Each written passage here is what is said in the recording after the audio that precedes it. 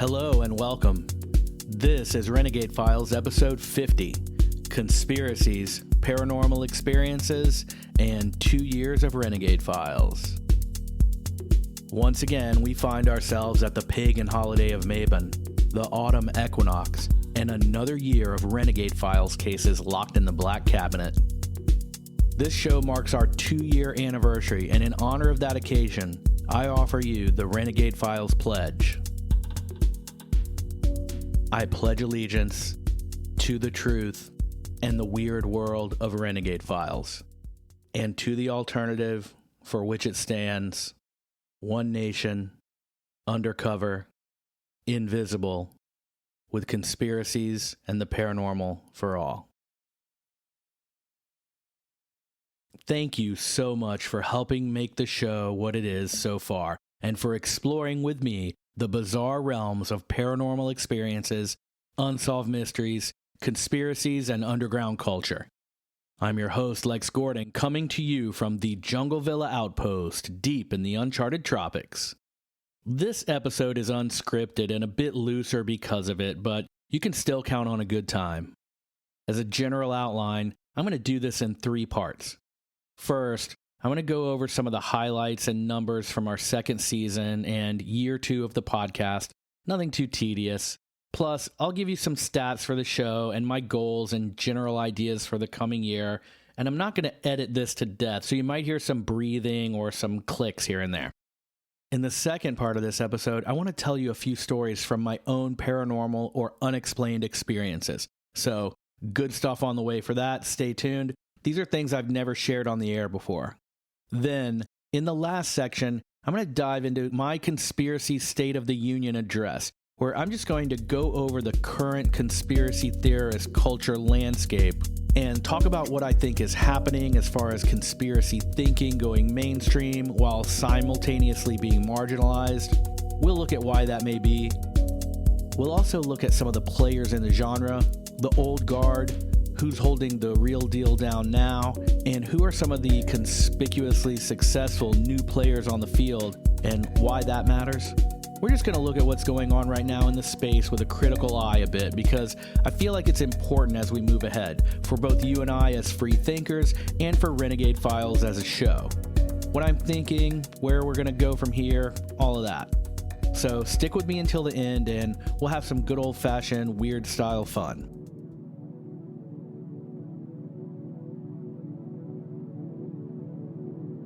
So part 1, 2 years of Renegade Files. This is a quick look back at our second season, how we grew compared to the year before, and what we want to accomplish coming up in season 3. So we ended last year with the episode 29, Simulacra and Simulation, What is the Matrix? It's a very popular episode. It's one of the most re-listened to episodes from what I can tell.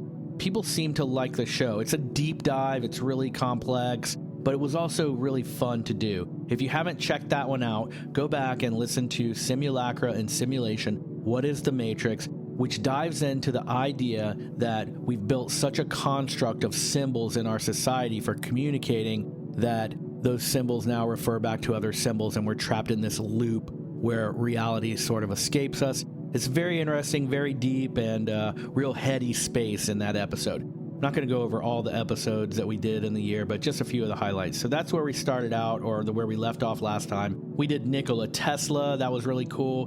Pop culture smoke screens, very deep dive into pop culture, sort of false flags and smoke screen type media. We did a Halloween show last year, Halloween, Society's Paranormal Fix. And, that was a good turnout too. The Unified Paranormal Theory, that was a great show. Really cool, interesting topics there. I really liked episode 36. That was Native American Star People and Wild West UFOs, some of the older history of UFOs, particularly in North America, and some of the native legends that surround it, and also some sightings that occurred as people moved across the country from east to west in the Victorian era. And it was really cool, and we went back into prehistory too. That was a great show, very popular. I did a paranormal and UFO conference where we made a bonus episode, and I shared that with everyone. That was really fun. We hit the cyber industrial complex on episode 37. We dug into the hijinks of Barrett Brown and some of those sort of nefarious computer spying worlds of the NSA, Trapwire, and the like. We did a few UFO shows back-to-back, the Stephenville UFO in Texas and the Trinity UFO crash. We did Folklore in the Information Age. That was episode 40. That was really good. Conmen and Hoaxers, which was one of my favorite, but not a terribly listened to episode comparatively. Not a complete flop, but I don't know. Maybe that's just not... maybe it was the timing, or it could have been the title or whatever, but that was a really interesting show. Episode 41, Conmen and Hoaxers. Not terribly paranormal, but definitely fringe culture. Children with Past Lives. We did Area 51. Out of Place Artifacts, a huge turnout for that. Breaking UFO news with the David Grush stuff and all the testimony in Congress. Kind of casting a little critical eye on what's going on there. Still not sold on what that's all about. We did some more UFO stuff, flying cryptids, Smithsonian cover-ups, the overpopulation myth, and that brings us to the recent episode 49, the Ghost Files Part 2, which was Haunted Objects, a really fun, creepy episode for sure. And that's kind of wraps us up. That's essentially what the season consisted of, and we definitely had a good turnout, and we had a lot of good positive feedback. We finished our first year previous to that, and what I'm calling season 1, with 28 episodes and about 4,500 downloads. And this is just to be completely transparent. In year 2, which was last year in our second season, we added 21 new episodes, and those received 6,211 downloads for a total of 49 episodes and 10,711 all-time downloads. It's a little ahead of that. This was the last time I looked. That equates to 38% more listens in season 2 than in season 1, so that's pretty good. We're rated at 4.7 out of 5 stars on Spotify, which is about as good as it gets. If you want to help us, drop us a 5-star review there on Spotify if you think we deserve it. Renegade Files has about 1,000 subscribers on Spotify and Apple Podcasts, 1,000 each, and maybe 100 across all the other platforms combined. So thank you for being one of those listeners. That being said, we have a lot of work to do to get to my goals for the show, but I'm willing to do that work, and you've shown me that you're ready to listen. You're ready for the content, and together we'll accomplish the levels that Renegade Files deserves. So let me be fully transparent about what those goals are. There's a lot of opinion around what amount of data podcasters should share with their audience. People want to be a part of something that's already successful, fake it till you make it, all that. But I trust you as a fan of the show, and I feel like you're here because you like the content I create, you like my style, and you dig the episodes. You have bought merchandise, and I'm so grateful for the support Renegade Files has been given so far on Patreon, and thanks for the 5-star reviews on Spotify and Apple Podcasts. All of that has helped the show grow. It's time to take Renegade Files to the next level now, and I want you to be a part of that process and to know where we are and where we're headed. So I'm not going to worry you about whether or not sharing my goals for the show are the right strategic move or not, because you are the show. You are why I do it. You are the person who shares it, you are the one who supports it and listens to it, and you are what makes Renegade Files live and breathe. Thank you, I can't say thank you enough. So I'm just going to be honest. We have about 1,000 subscribers on Spotify and Apple each, and those two platforms make up over 90% of all plays. According to Patreon's internal statistics, the average podcaster gets 1 supporter on Patreon for every 1,000 subscribers, about. So we have 2,000 subscribers and 6 Patreon supporters. So when you look at it like that, Renegade Files is doing extremely well percentage-wise on Patreon. My intention has always been, and still is, to make Renegade Files my full-time job. To do that, we need about 400 RFA agents on Patreon. That is absolutely doable. In fact, it isn't even remotely an unrealistic goal. It is the lowest stage of my long-term goals for the show. If the Patreon internal statistics are correct, then Renegade Files needs to grow the show to 400,000 subscribers in order to get 400 supporters on Patreon. At that point, I'm guessing we'll be hitting around 4,300,000 career downloads. Also fully possible. Now, going from 10,000 downloads and 2,000 subscribers to 4 million plus downloads and 400,000 subscribers seems like an incredible jump, But I'm guessing that the growth of something like this is not linear, but that it ramps up exponentially after a certain economy of scale. The more episodes you have, the more views you can get, the more people that join, the more people see it. I'm really not sure, but it does seem that that's the case. People that do well in this game are consistent over a long period of time, and that's my plan. When Renegade Files achieves that goal of 400 RFA agents on Patreon, here's what it will allow me to do for you. As I've said, first and foremost, that will make Renegade Files my full-time job. As such, it will allow me to do 4 main things for you. I can, number 1, devote even more time to researching and producing the episodes. Number 2, create periodic live stream shows and co-hosted episodes, and that would be really fun. Number 3, attend one UFO, paranormal, or conspiracy conference or field investigation each year and make a special episode based on the expedition. And number 4, I will give away to one RFA agent selected at random a brand new, unopened Blu-ray DVD box set of the entire series of the X-Files, plus some cool Renegade Files merchandise included as well, just because I think that's a super fun thing to do. The X-Files is cool. I'll do that the day we hit 400 patrons. In the face of such numbers, you can see why so many podcasters give up. This is serious work that takes long hours, and at the level of production that I like to create, it takes tedious time. And as you can see, the payoff is not instant. Now, I don't spend tons of time worrying about what other podcasts are doing, but I will try to compare this show to others in the space to see if Renegade Files is in the ballpark of what we should be getting as far as subscribers and support. I think we are, given one factor: quantity and consistency of released episodes. The shows that are way ahead of us on Patreon and subscriber-wise, but that are in this for the same amount of time or less, are the shows that put up more frequent episodes and in a more consistent way than I have been able to accomplish so far. One example is This Paranormal Life. It's a podcast that I love, a bit different than what we do here, but it's in the genre, and those guys haven't missed putting up a show once a week for 4 years, and they crush it on Patreon. Check out their Patreon page and see it for yourself. And good for them, they deserve it. There's another show that has 10,000 subscribers, and they've put up as many episodes in a year and a half as we have in 2 years, and their shows come out every 2 weeks or faster, and pretty consistently. And there are others like Sam at Tinfoil Hat, who posts shows at least once a week and sometimes more. Great show there, he's a machine. And I've done way more research than just looking at other shows, and the point is, these goals for Renegade Files are totally achievable. And the one thing that I can see that I can do to help make that happen is to actually produce and upload episodes more often and more consistently. The Renegade Files production quality and content and topic analysis strength are all there. Doing it at that level and as a one-person project is serious work, but I like doing the work. I love it. I know I said it at this time last year, and I did try, but I still didn't accomplish my intention of putting out a new episode on the 1st, the 11th, and the 21st each month. In this last year, our second season, I averaged fewer than 2 shows a month.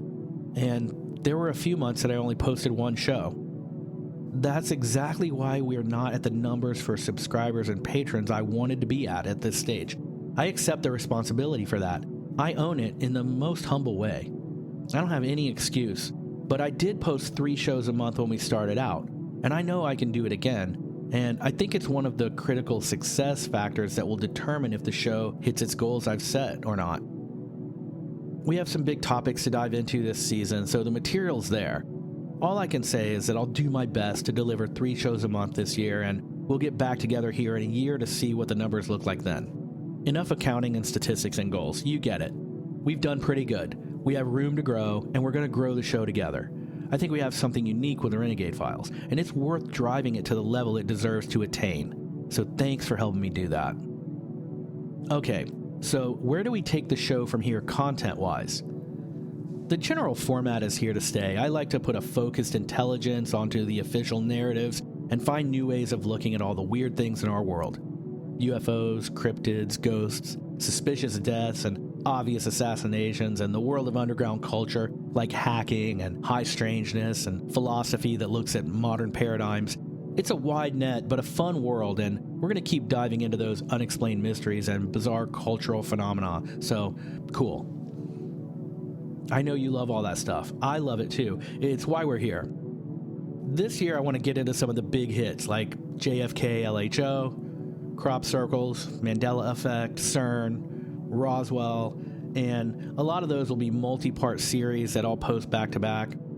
Those shows give us plenty to work on and set us up for a great year, and it'll help me hit our release targets. But beyond that, I feel like the show is growing intellectually as we move through time, so here we find ourselves at a sort of crossroads. One road is the safe path, that generally harmless, although extremely interesting topics, and it could be said rightfully so, that I've erred on the side of caution with the topic selection over the years so far. Not bland, but also not hellfire conspiracy chain yanking of the most confrontational manner. In general, that's just not my style. I'm basically a positive person. I refuse to be a slave to the division of the nightly news. As such, I don't naturally pick a side that fights against them, but a position that explores what they leave out, what they fail to report, or what they frankly lie about. That being said, I'm passionate about what could be called in the educated conspiracy circles certain untouchable narratives. To put it bluntly, I think that Renegade Files could go a bit harder. We could dive deep into those elephant in the room subjects that everyone, short of those who swallow the mainstream wholesale, knows are absolute false flags, but that no one in polite society wants to talk about. Do we want to go there? Maybe. I mean, there's room for us to tackle some of those more controversial subjects. I'm passionate about some of those topics, and there's a place for that content. I say give no quarter. Let's go deep this season and just get into it. I also think there's space for us to dive a little deeper into what would be called alternative history in our current school system, but what would have just been called history 20 years ago. There's a reason that governmental education wants to erase the controversial moments of the past, because if you don't know your history, you're doomed to repeat it. They want a population that's easy to control. So they want that population to believe that flying one flag and removing another flag is a revolution, but that the actual revolutionary war against an oppressive government was just a bunch of racists. They dismantle the narrative of intelligent revolution by attempting to cancel Martin Luther King Jr., Thomas Jefferson, and Abraham Lincoln of all people. We know that no one person is perfect, but if Abraham Lincoln and Martin Luther King Jr. are the villains in the story of history being taught to kids, then that story is fiction. So I think we have to choose to weave actual history into Renegade Files where those historical moments are relevant, because the validity of our own history is being marginalized by the same people who have brought us such gems as Common Core math, men can get pregnant, and Abe Lincoln was a racist. As we go deeper into the bigger, more sacred cow subjects in the world of conspiracies, we'll just naturally integrate those parallels where history repeats itself. Good stuff, but enough housekeeping for now. Let's do something more fun. Here we go with part 2. These are my own paranormal experiences. I wouldn't consider myself a paranormal repeater by any stretch. These 5 things are just unexplained things that I've experienced, but we're talking over my whole life up to now. You know, I've always been into UFOs and the paranormal, so I wanted to share a few real experiences of my own. First is what I call the digging ghost of Colorado, because it's almost Halloween and I thought I'd start with a ghostly tale. So this happened to me back when I was a senior in high school. I went on a snow skiing trip to Steamboat Springs with 5 or 6 of my friends, and we got a condominium and lift passes, and the place was really neat. It had a fireplace. It was 2 stories, and we went out there and skied for a week. And at the time, you could drink 2% alcohol beer if you were 18, so we drank as much of that as we could pound down, and we had a great time.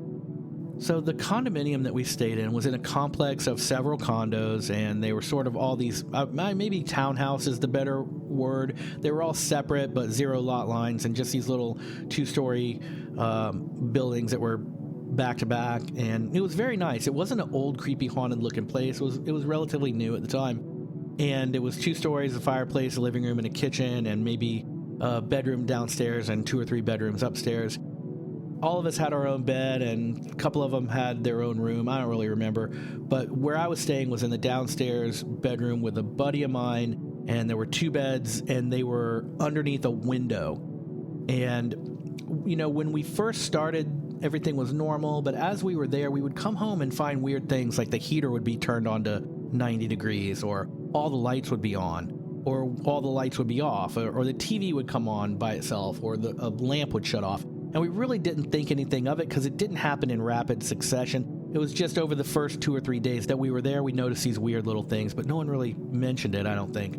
So on this particular night, about halfway through our trip, my friend and I were getting ready to go to sleep, and in the bedroom where we were, the heads of the beds were up against the wall, and above that wall, or in that wall, was a window that had a Venetian blind, that time where you turn the type where you turn the stick and it tilts back and forth and closes and opens.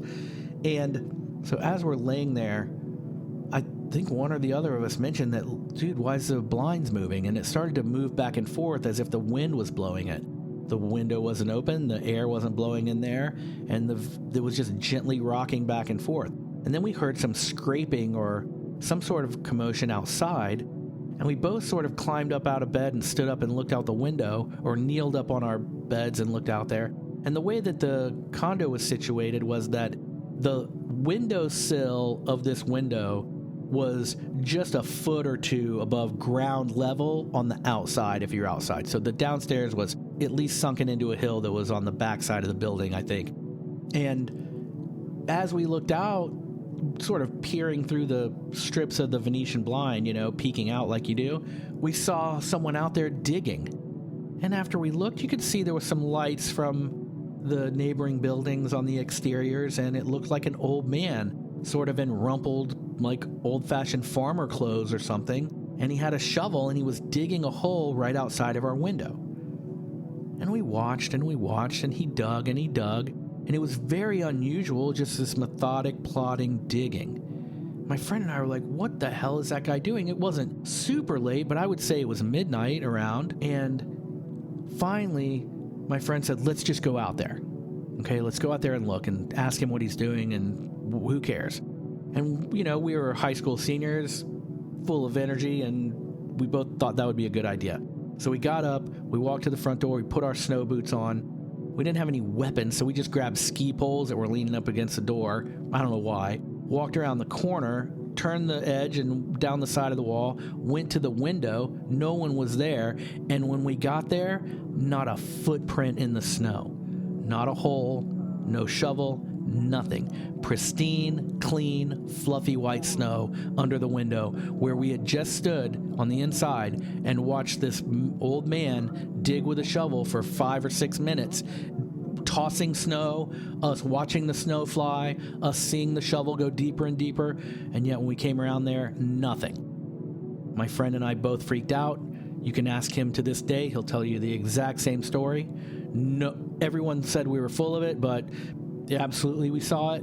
And then after that, all of those weird things that were happening in the house started to escalate. Every time we would come home, the heater would be turned way up. Every time we would watch TV, it would turn off and on by itself. All the lights went crazy. And we made it through the week and nothing bad happened, but everyone was convinced, okay, fine, this condo seems to be haunted. We never found out any story, any backstory, nothing like that. It was long before the days of ghost hunters, and it was just a very real, visceral, physical thing that I saw and experienced, and it freaked us out. So next up would be in the UFO category. As much as I love the subject, I'm not that person who's seen tons of UFOs. But as people say to me quite often, there was this one time, right? So there was this one time when I had to go to a meeting in the next county north of me. I had to be there at 8 a.m. and I wasn't sure exactly where I was going. I kind of knew the area, but not somewhere I traveled to a lot. So I wanted to leave very early because being late was not an option. The meeting started at 8 a.m. I had to be there ready to go. I couldn't come walking in the door even a second late. So I left my house. This would be like an hour drive, right? Left my house at 5 a.m. and my plan was get up there, find the building and the address and see where I'm supposed to go. And then I can go across the street and have a cup of coffee or whatever, and then just dip right in 10 minutes before the meeting and I'll be set. rather than going somewhere that's an hour away and I'm not sure of the area kind of thing. So that's what I did, and I headed out and I left at 5 a.m. Where I was driving is US 1, which sort of goes north and south up the general coast of Florida.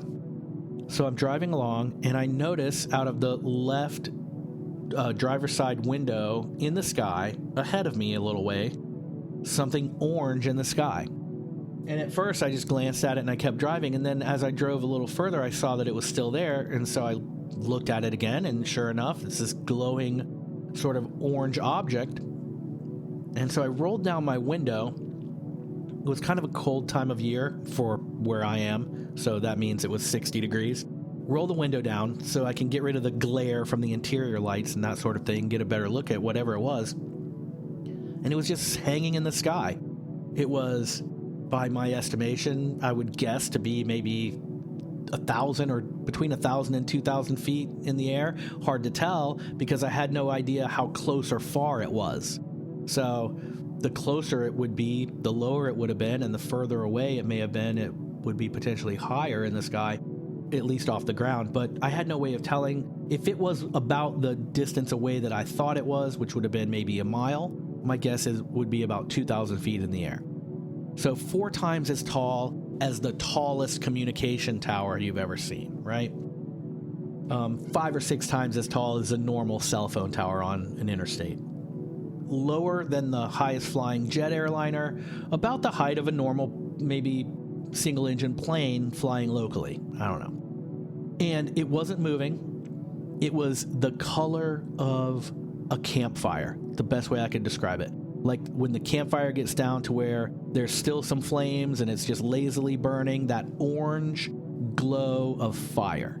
A fiery, and it had that undulating sort of molten kind of manipulating effect of fire too. It didn't look like flames shooting out, but it was just this sort of pulsating orb. I know it sounds crazy, but it's the only way I can describe it. It was orange.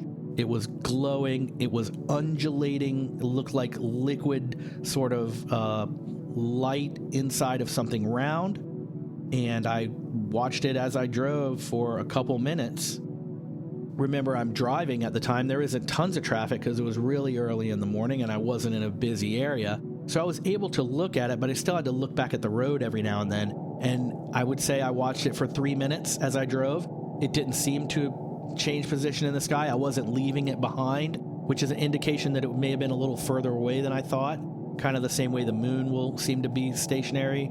And one of those times, after a couple minutes, when I looked back to the road for a second and I looked back up there, it was gone. I didn't see it leave. I didn't see it fly away. It never moved. It didn't go up and down. I couldn't hear any sound coming from it. And I have no idea what it was. I've since come to learn that glowing orange orbs exactly like that are seen all the time, and that it is a category of UFO. I didn't know it at the time, but it didn't scare me. It didn't freak me out. There was no way to take a picture of it. This was before everyone had a phone in their pocket, and it was just one of those things, you know. I saw it, absolutely. No idea what it was. That's that. This next story happened when I was a kid. I was about 11 years old, and my family had taken a trip to the Bahamas on our boat. My dad was a navigator and boat captain, and we traveled through the Bahamas every summer. So we were over there on our boat, not a giant boat, a 25-footer, a blackfin, which was perfectly capable, although not exceedingly comfortable if it was terribly rough, but a seaworthy boat, although a small boat.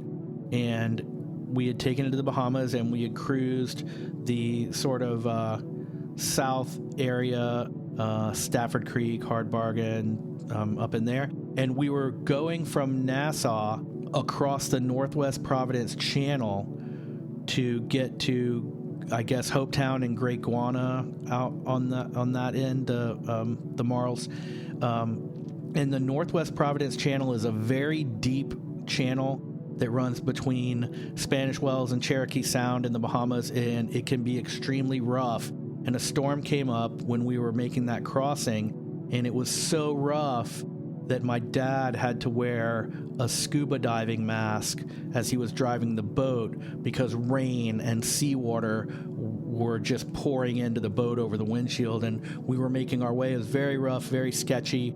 I have come to know later that my dad was very scared, and I wasn't happy about it, but I was just an 11-year-old kid kind of hanging on and going for a rough boat ride as far as I knew. There was no one to be seen. We're in the middle of the Northwest Providence Channel, very rough situation, potentially life-threatening, and all of a sudden I hear my dad say, "What the hell?" And I look up, and he sort of stands up on his toes, and we overtake and pass by an enormous black wooden sailing ship. I would say easily 100 feet long, like an old-fashioned pirate ship, but full masts, at least 3 masts from stem to stern, not a single sail, and not a single person on deck. No rigging that we could see, just a massive black wooden boat hull, giant sailboat, a ghost ship. My dad was shocked. He just could not believe it, and all he said was, "That's remarkable. What the hell? That's unbelievable." And I remember him saying, "There's no one on deck." And all we could do, there was nothing for it. It was too rough to even slow down. There weren't any cameras back then that you could get a hold of right quick and take a picture of something like that, or at least it just wasn't in the cards. You know, you're risking your life, and you got a long way ahead of you of risking it further. And we just came upon this giant, what I call a ghost ship. We didn't see a ghost. It didn't disappear, but it was certainly out of place, and it completely freaked my dad out. It had no markings, no flags, no sails, no people on it, and I remember it, and I can picture it in my mind to this very day. I wonder if my mom remembers that. I'm sure she does. It was a harrowing boat passage. It was extremely stressful, more so for the parents than the kids, but we did make it across, and along the way, we saw this unexplained, giant, vacant ghost ship. Phenomenal. So the next story is a short one, but it's a weird one, so here it is. I was driving home one night, and this wasn't that long ago. I want to think it was after I started the podcast, so within 2 years ago. And I had gone out west in the evening, and, you know, I used to like to go on drives. I don't do it as much, just to clear my head. I was coming back from just taking a little drive out west, and I was on a rural road where there's maybe a house or two, some farms, fenced-in cattle area out west of where I live. And one of these roads is a main thoroughfare, although not heavily traveled because of the location. It moves from east to west. It connects the sort of more populated areas with the rural side between here and the interstate, essentially. I was coming back down that road, and along one side of it, there is a large drainage ditch. And on the other side, farmlands and houses and stuff. And I see something come not out of the ditch, but from the side of the road where the drainage canal is. And it at first looked like a dog, and it may have been, but it ran across. It wasn't dark yet. It was dusk, but it was still plenty of light. I didn't have my headlights on. The sun was going down, and whatever this creature was, it was about the size of a Labrador retriever. It was black. It ran from left to right across the road in front of me at about a 45-degree angle, moving away. As I said, at first I thought it was a dog, but as I got a good glimpse of it, when it crossed the highway, it had a very skinny body and long, narrow legs, like a whip-like tail and a very small head. The best way that I could describe it would be if an otter had like the legs of a greyhound. I have no idea what it was. It didn't turn and look at me. It just trotted across the road. It crossed through an open barbed wire fence and into this farm area that had some myrtle bushes and other scrubby stuff, and it kind of disappeared into the woods over there. I have no idea what it was. It was weird. I don't think it was a dog, but it wasn't an otter either. It certainly wasn't a raccoon. It was nothing I've ever seen. It was a cryptid. I call it the cryptid dog. No idea what it was. I just saw it for a second. But the size and shape and proportion of it was so monstrous is the best way that I could describe it. Imagine an otter with the long, skinny, tall legs of like a tall, frail dog and a tiny head and a tail that looked like a rat's tail. It was bizarre. I have no idea what it was. That's all I can say, but who knows? Finally, and this is the last story I'm going to give you, and it defies any explanation I've found, and it's one that freaks me out when I think of it still. So back in 2008, I attended a large conference in New Orleans on the week before Halloween. And on that trip, I flew out of and returned to the Orlando International Airport, what they call MCO. The Orlando Airport terminal is shaped like a square. The center of the square is an atrium with a food court and restrooms and some lounge seating for people waiting, so all the normal airport terminal stuff, right? The terminal houses 8 ticketing locations, and these are situated on the north side and the south side, with ticketing counters for 4 airlines on each side. The north side is called Side A, and the south side is called Side B. The food court and the common areas divide these 2 sections, and for all practical purposes, A side and B side are mirror images of each other as far as what's there. The only real difference being that the 4 airlines on Side A are different than the 4 airlines on Side B. When you drive into the airport, you have to know your airline so that you pick the right side to pull up to and park. Each side also has its own parking lots. Parking lot A and parking lot B for terminal sides A and B. Simple enough, right? When I flew out for the conference, my airline happened to be on Side A, the north side. So that's the road I took and the parking lot where I parked. On the 3rd level of, I think there were 4 levels, and you take an elevator to the street level, cross that road where the cabs are and cars dropping people off and picking them up on either side, and you go into the A side of the terminal. You find the ticket counter for your plane, then from the corners of the building you head to your gate. There are 4 gates, 1 at each corner of the terminal. If you head into the food court from Side A, you can see the mirror image of the same things you just came through beyond the common area where you're looking across to Side B. But from either side, it all essentially looks identical. The same kinds of doorways and hallways and seats, all that. So I parked in parking lot A and I made the flight. I had a great week in New Orleans. That's how cool people say New Orleans. Then I flew back. When I got back, I made the trip from the gate to the main terminal and headed out through Side A, down the stairs, between the cabs, across the street, up the elevator, and into the parking garage A. But I couldn't find my truck. I looked on every aisle of the level 3 where I had parked or where I thought I had parked, and my truck wasn't there. Now, it had been a full week ago, though, and I hadn't really paid much attention when I was trying to catch my flight out, and I wasn't positive about the side I had came from, although I was pretty sure, but I knew my car wasn't on Side A because I had just looked. So I thought, well, I must have parked on the other side.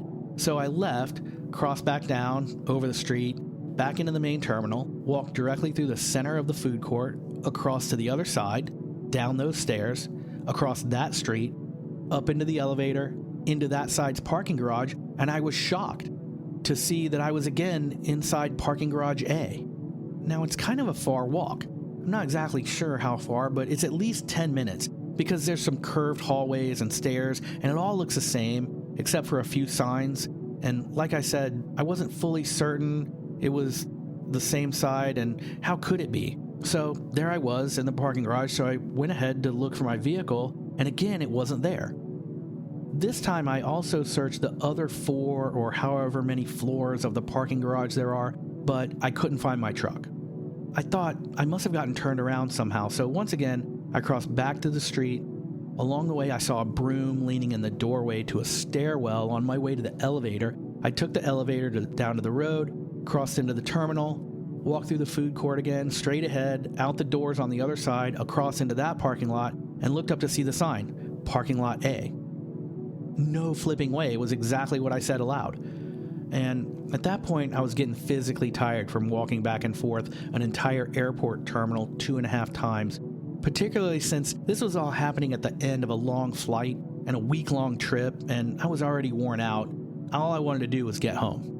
Then I also started to wonder if I had parked somewhere I shouldn't have, like maybe I parked in the rental car return area or something and my truck was towed. I should also point out that I was totally sober, but there I was. So I searched the lot, every floor, no sign of my truck. And exhausted, on my way out, again, I saw the same broom in the same doorway. And that was the first time I got truly shaken up. I knew I had seen that broom on the other side, and I began to become confused, to say the least. Once I was back inside the terminal, I tried to ask someone if they knew how to exit the building to the north parking lot, or if there was some kind of tunnel that connected each exit to the other side or whatever. Because remember, this is a long walk through a bunch of hallways and stairs, and it's confusing at the best of times. What I realized pretty quickly was that no one who works there actually works for the airport.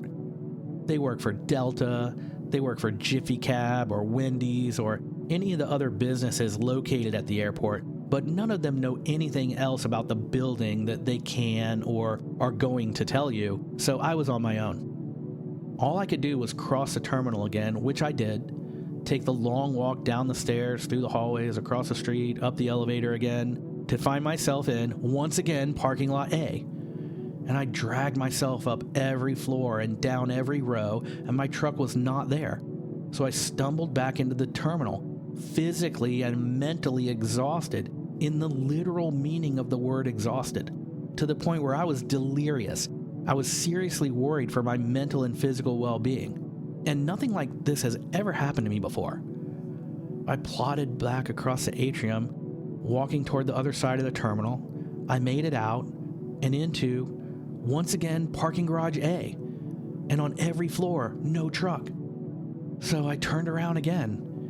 I walked back into the terminal, and seriously feeling like I was losing my mind, I tromped along like a zombie. And for some reason, I paused. A thought occurred to me, and I said to myself, why not? What do I have to lose at this point? So I stopped in my tracks.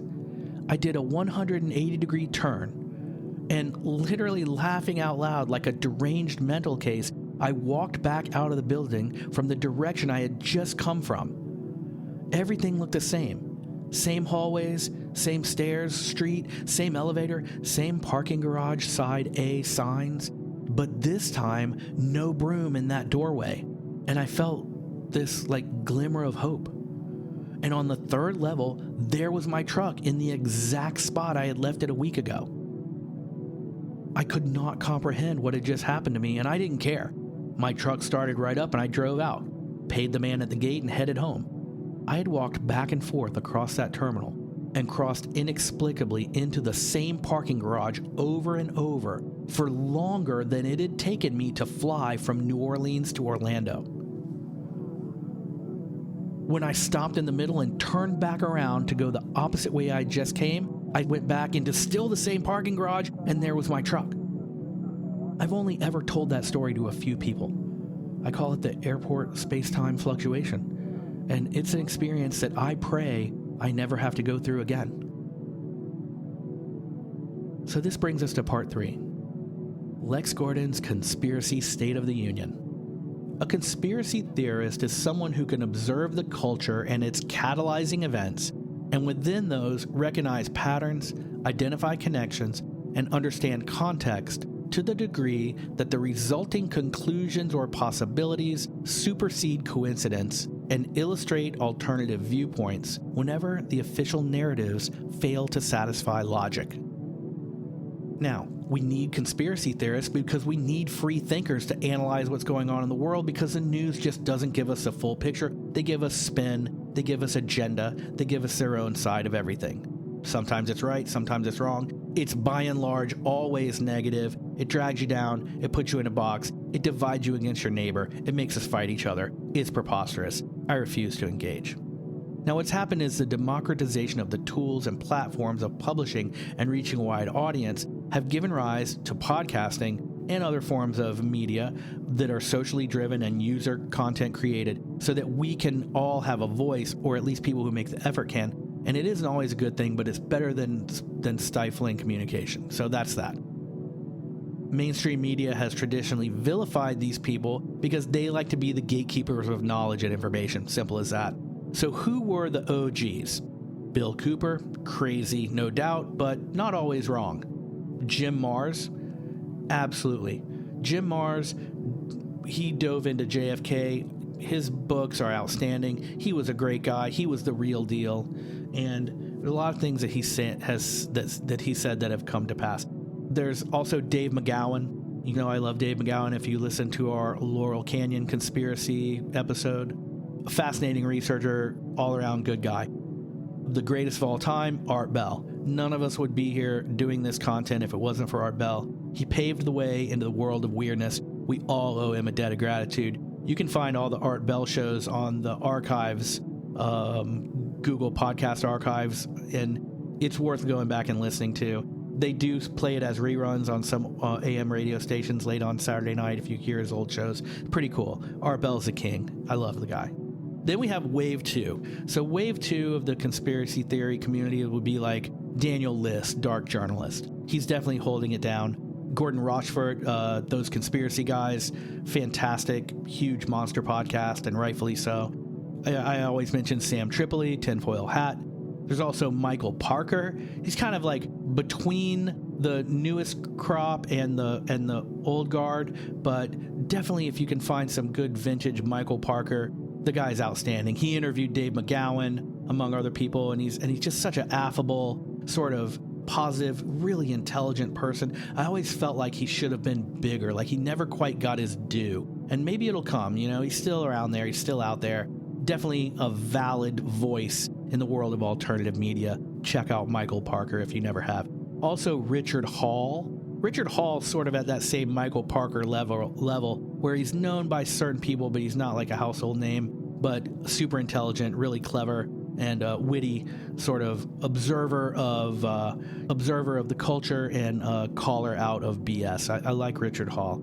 He did this thing where he analyzed the speech of the Apollo astronauts along with a speech analyst, and if you can ever find that, it's fantastic. We have Clyde Lewis, Ground Zero. That's an AM radio late night show. Clyde Lewis is cool, you know. He does this thing where he exhausts himself in the staging of information a lot. He's sort of always building up, and then he'll be right back after these messages. But the show is good, and I don't mean to take anything from it. It's a great show. Isaac Weishaupt, his show is fantastic. He recently changed the name of it. Let's see, what is it called now? I can't quite remember.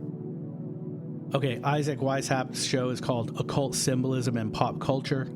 He always dives deep. He definitely gets into some freaky territory, and he's that part of that new school sort of upper tier conspiracy guy at the moment. So now we have something happening that is cause for concern and caution on the part of you and I, the listener or the consumer of alternative media, which is the growth of conspiracy culture within the mainstream. You can easily find tons of conspiracy documentaries on Netflix. I just read an article about the effect of paranormal television and how that sort of colors people's ideas of the paranormal, good or bad. Unbelievably, Russell Brand, who seemed to be this untouchable former Hollywood insider, new king of conspiracies on YouTube, where others are either shadow banned or outright kicked off. I was ready to give you my theories about what was going on with him, because I was thinking he was either limited hangout or controlled opposition, as other people have said, or if he was any kind of legitimate, they would just let him get so big, then pull the rug out to discredit him and discourage any of his free-thinking followers. And that was my own fully formed opinion about the guy's seemingly unchecked success in a genre that's notoriously censored. But I was shocked, and I guess not really, but to see the breaking news that I read as I was preparing this episode. Russell Brand has now been accused of sexual assault or rape by 5 women for incidents dating from 2003 to 2013, so from 10 to 20 years ago.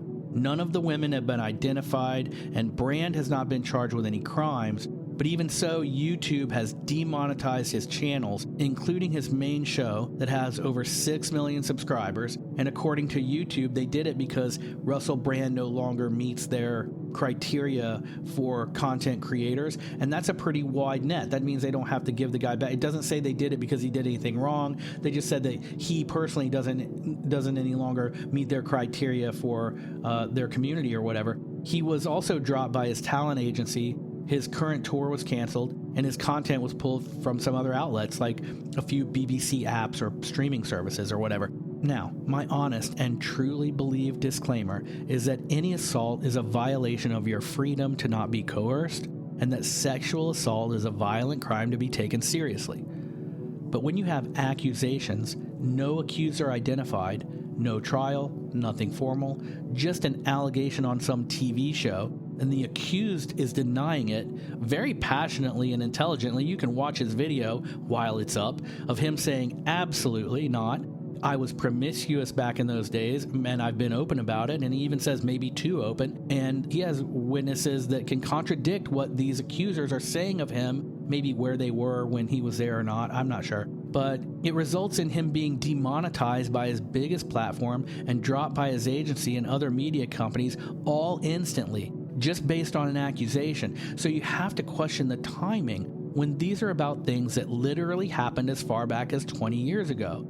And only most recently is 10 years ago. I'm not saying that if he did it, it's okay. It's obviously not. But we don't know, and we see the power of the accusation. Not making any judgments about Brand or his accusers. I'm only saying that the timing of this is suspect. It isn't that it matters how long ago you were assaulted, but when you're talking about 10 and 20 years ago, why come forward now? Serious question. You can't say that they waited because they were affected by his popularity and it pushed them to come out, because he was way more of a celebrity a decade ago. He was starring in big Hollywood movies. He was married to Katy Perry. He was a movie star insider. Why wait until he leaves that crowd and starts a conspiracy theory channel and starts spitting truth about paper mask mandates and election fraud 20 years later? It seems more calculated than just some people coming forward about something the guy actually did to them that was wrong. It seems like they let him get so big, spouting an alternative viewpoint, then they wrecked him in one fell swoop. I guess it's not all over yet. I mean, he still does have his YouTube channel, they just took his money away. All it takes is an accusation and you get your income stream turned off by YouTube, apparently. So we also have the Daily Wire, and some of them are okay, but Ben Shapiro, he's just rage bait for the far right. I think I heard Sam Tripoli say that, and I totally agree. He's the one that's like, you know, the videos that say Ben Shapiro owns this LGBTQ activist or whatever, and he goes on camera and he sort of berates these people, and really, there's a reason for all that, for a character like that. He seems to be the sort of active, aggro voice of the far right conspiracy crew. But whenever there's a divide and conquer agenda, you will always see people or groups who rise up to harvest the attention and screen time and minds of the divided and peddle their influence and products to people on both sides. Those of us who have been into conspiracy theories and basically thinking for ourselves for decades have to be careful to keep thinking for ourselves. For a long time, those with the alternative opinion were on the outside. So it was easy to know who was who, and alternative information, although it took the effort to find it, was relatively easy to find and distinguish. What's happened now is that the content creators on the cultural observer side, and by that I mean the pure, real deal, looking at all the evidence and trying to sift out the spin conspiracy theorists, have been at it for so long and have poured so much effort and intelligence and open-mindedness into the genre through video platforms and podcasts that they've grown big enough to get the attention of the big media companies, or at least some departments within those companies. So now, those big media organizations want their share of the conspiracy theory shelf space in the attention grocery store, so to speak. When those conspiracy guys is hitting 40 million downloads, and Tinfoil Hat is consistently in the top 100 of all podcasts, and Joe Rogan episodes get more views than the Oscars, then you can bet that gets the mainstream's attention. They see the numbers on that side, so they trot out their own heroes to get some of that market share. I'm not saying that none of who I would guess to be those people are fully irrelevant. I'm just saying that as a free thinker, always be cautious when you see a new face in an old space. Someone who is suddenly everywhere all at once. Somebody who seems to get a free pass on all the platforms that have censored those who've been putting in the work there for years. This leads to another aspect of what we can call the pure alternative media space, compared to the emerging mainstream conspiracy theory products. When the large corporations that control and manufacture the content of the mainstream media begin to dabble in conspiracy topics, there are two things that I think we need to understand. One, exactly what it is they're doing, and two, who are the people doing it. As far as what they're doing, well, when mainstream media delves into the topics of conspiracy theory or even paranormal events like UFOs or ghosts, you have to understand that they are not trying to provide an alternative viewpoint or a truthful accounting of what really happened in whatever event.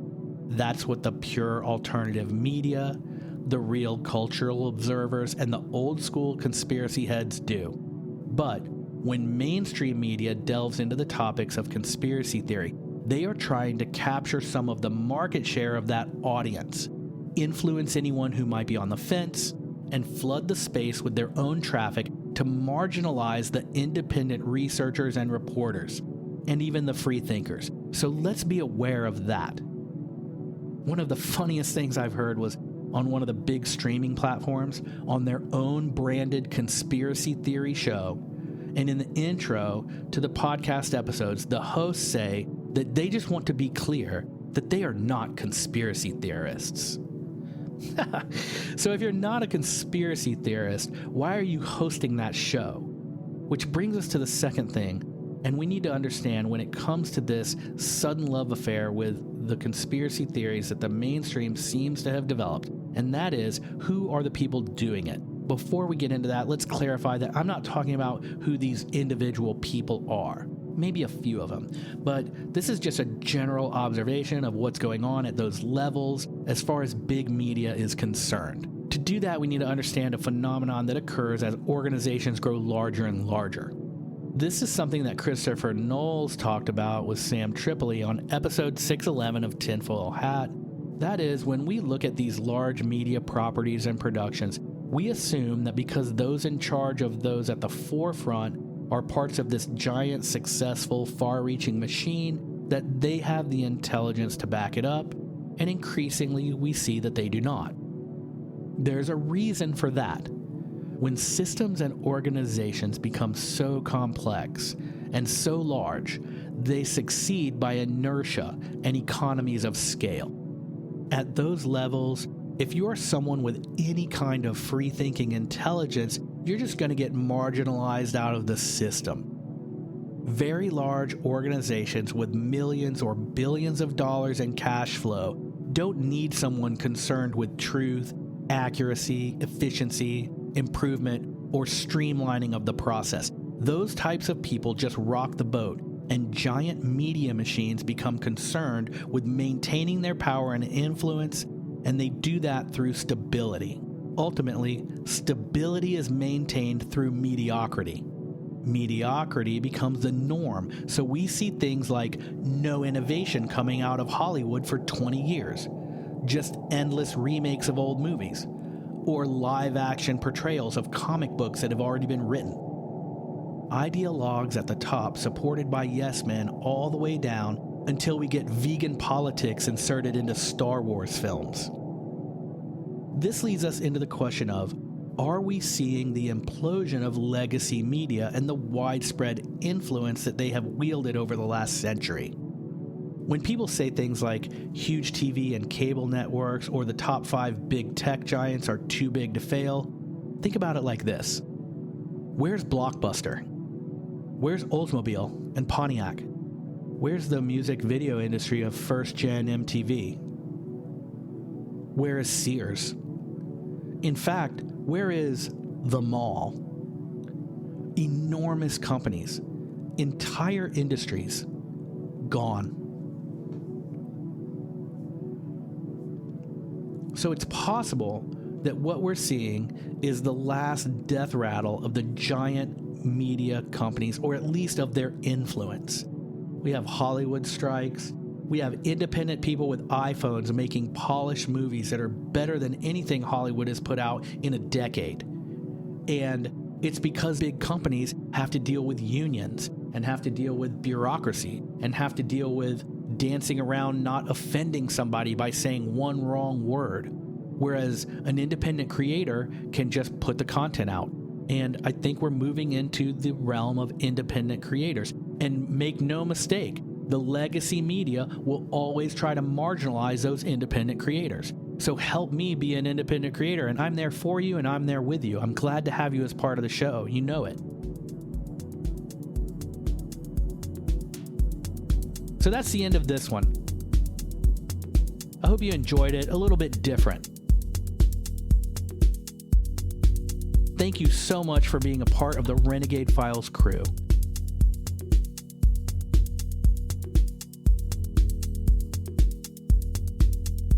As I said, I'm going to do my best to do more episodes this year, and we have some fun stuff to look forward to.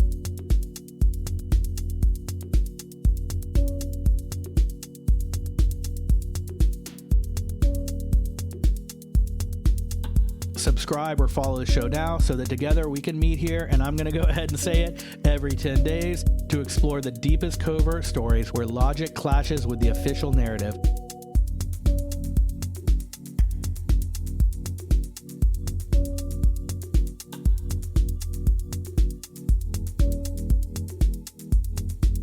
Until we meet again, I'm your host, Lex Gordon.